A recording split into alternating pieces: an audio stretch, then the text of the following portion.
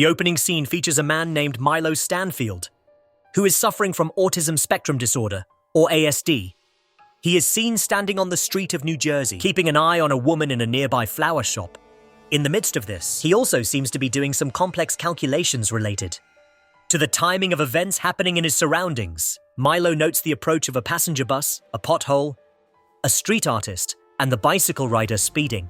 Following these observations, he crosses the street and strategically places a pen on the top of a mailbox adjacent to the pothole. Soon after, his planned chain reaction takes place. A taxi runs over the pothole, splashing the water on the pen, causing it to fall to the ground. This captures the attention of the street artist, who then walks forward to pick up the pen. At the same moment, the speeding cyclist collides with the artist, which results in him striking the mailbox and falling on the fruit stand nearby. Chaos ensues in the street, diverting the attention of everyone, including the bus driver. As a result, he does not notice the traffic light turning red and hits the same woman crossing the road, killing her on the spot. And people say math isn't dangerous. Milo then walks away from the scene after confirming that his plan went smoothly. The scene then cuts to an FBI special agent, Olivia Dunham. She works for the Fringe Division of Homeland Security, specializing in paranormal phenomena. Olivia seems to be returning back to work after a long gap due to her head injury. As soon as she enters the headquarters, she is greeted by one of her fellow officers, Charlie, who is the supervisor of the team. In the meantime, the chief of the agency, Walter Nett Bishop, is talking to one of the lab assistants, Philip Broyles, regarding Olivia's return. Philip says that she is a doppelganger named Folivia and expresses concern if they can integrate an imposter in their team.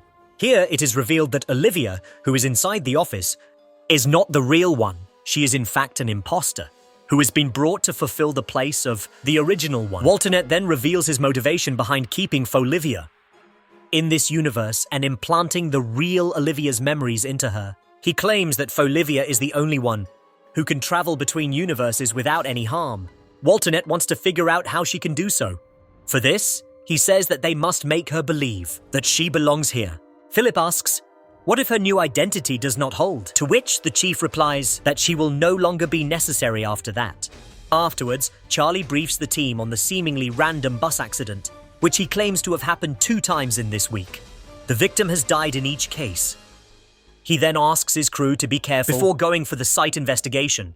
A short while later, the FBI team arrives at the accident site and splits up to search for any leads or clues. The investigation is led by another FBI agent named Lincoln Lee, whose face appears to be ruined by burn marks. Charlie inspects the body and uses her fingerprint to retrieve her. After details, she eventually finds out that the deceased woman's name is Julian Foster. Meanwhile, Olivia questions the bus driver, who is shaken by the incident, as he has never even hit any birds or animals until now. Simultaneously, Agent Lee tests for any signs of environmental factors, but finds nothing. However, he does find the same ballpoint pen at the scene. After inquiring with the eyewitnesses, Olivia approaches Agent Lee and tells him that the local artist had bent down to pick up the pen, during which he collided with the bicycle rider and fell into the fruit stand. Upon hearing this, Agent Lee speculates that the pen is the main element that created a sequence of reactions, ultimately leading to the victim's death. Stay at Fringe headquarters, Agent Lee, and Charlie are trying to find out a connection between the bus accidents that happened in the 2 days. Agent Lee spots the same ballpoint pen in the photo of the first accident, which makes him even more convinced that someone has orchestrated the chain of events. Following this, they go to talk to a mathematician of the Fringe agency, Astrid, and tell her about the events. However, she claims that no human can carry out such a chain of events and mold it in his or her favor twice. Amidst their argument, another similar bus accident takes place, leaving Astrid in shock. 2 + 2 for us, you get hit by a bus. The FBI agents immediately rush to the site and find that the victims are still alive this time. Upon questioning the bystanders, they learn that a dog suddenly crossed the road, causing the bus to lose control. Just then, Olivia notices a similar ballpoint pen rolling down in the ground, which makes her realize that the chain of events is not over yet. She looks around and spots a suspicious Milo looking down from an overhead bridge. Moments later, a man wearing earbuds walks forward to cross the street, only to be hit by an oncoming ambulance. I guess the paramedic needed to hit his quota. With her suspicions confirmed, Olivia alerts her team and races towards Milo. Seeing this, the latter instantly calculates another series of events and throws a bicycle off the bridge. This prompts a bus to change its path and drive right under the overhead bridge.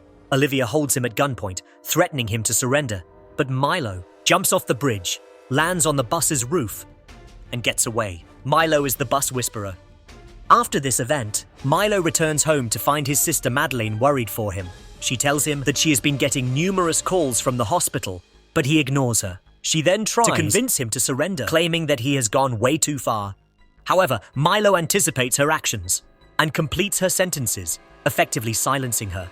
Not long after, Madeleine shows him a small plastic horse toy, a reminder from their mother. This makes him feel uneasy, and he walks away, saying that it is irrelevant now. On the other hand, Agent Lee is taken to the hospital for his regular skin checkup. Before entering the burn chamber, he asks Olivia to focus on finding commonalities among the three victims. Heeding his instructions, Olivia returns back to headquarters and starts talking to the witnesses of the accidents. After a bit of inspection, she discovers ties between the three victims and a medical center. All three of them were directly or indirectly related to this center. She shares her discovery with Charlie, and the two immediately head to this very medical center. Upon arriving there, Olivia notices that one set of patients are using the same ballpoint pens as they are unable to cope with digital devices. iPads make them, I'm mad. Later, they meet Dr. Levin, a chief doctor, who recognizes all three victims of the bus accidents. After briefing them on some details about the victims, Dr. Levin explains that they have been helping mentally challenged patients with experimental processes to boost their intelligence. He also shows them video footage of their patients, in which Olivia spots Milo. Upon inquiring about him, Dr. Levin responds that he is one of their patients, who also went through the same drug trial that boosted his IQ exponentially. He goes on, say that Milo was released from the hospital under supervision of his sister, and that he was scheduled to return back in order to reverse the experimental process, but now he is not responding to their calls, and he is killing everyone who is trying to take control of him. After learning about Milo's sister, the FBI agents decide to pay her a visit. Unbeknownst to them, Milo is keeping a close eye on Olivia, noting every single pattern of her movements and predicting her next move. Later on, Charlie and Olivia arrive at Milo's place, where they are greeted by Madeleine. They ask her about Milo's whereabouts, but she claims to be unaware of them. Sensing that she is hiding something, the agents tell her about the crimes he has committed and how dangerous it is to let him roam free. While Charlie goes to investigate Milo's room, Olivia shares about her late sister, revealing how they used to care for one another. This comforts Madeleine enough to share more details about her brother. She explains that Milo is able to predict the outcome of numerous events down to the smallest detail, and that she can break Milo's concentration only by showing him the toy horse. Whenever he sees Bullseye, he gets a Woody. Olivia eventually manages to persuade her to disclose anything she knows, emphasizing that they are concerned for civilians, as well as Milo's safety. Madeleine then hands her a note, revealing the location of the hotel that Milo is currently staying at. After this, Olivia and Charlie discuss plans with Astrid on how to capture Milo. However, they soon realize that any plan would be futile, because he can predict their every move. As a result, they opt to approach the hotel directly, without any backup. I don't know how that's going to help, but they know best. In the meantime, Milo is seen at his hotel room, looking down through the window and envisioning scenarios that are going to happen in the next few minutes. With his ability, he predicts that Olivia and Charlie will arrive soon and that they will chase him. He also calculates that he can kill Olivia by luring her through a marked zone of a construction site where the air is too thin and crushing her under. Load of cement bricks. Just like he predicted, the two FBI agents arrive at the hotel and find Milo waiting for them in the street. He then runs towards the construction while the agents pursue him. Olivia, who is unaware of the warning signs for the thin air zone, races through it instead of stopping to put on a respirator. This actually makes Milo's calculation wrong. He didn't think she'd be that dumb. In addition, she also dodges a pile of cemented bricks, which Milo assumed would crush her. The villain is shocked to witness his calculation going wrong and is ultimately caught by her.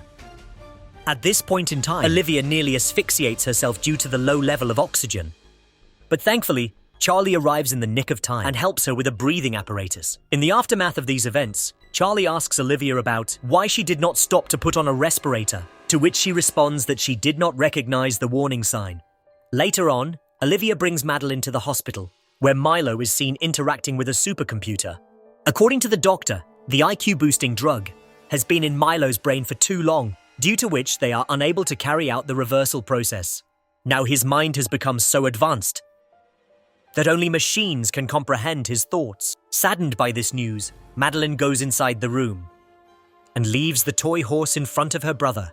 The same evening, Olivia is at her place when she experiences a vision of Peter, her boyfriend, from another universe. He tells her that she does not belong to this universe. In order to back up his claim, he reminds how her lack of knowledge regarding this universe saved her life earlier. According to him, she would have died if she had recognized the warning signs and stopped there. Peter encourages her to try recalling all of her memories and also kisses her before vanishing. Subscribe for more videos like this, turn on notifications. Thank you for watching.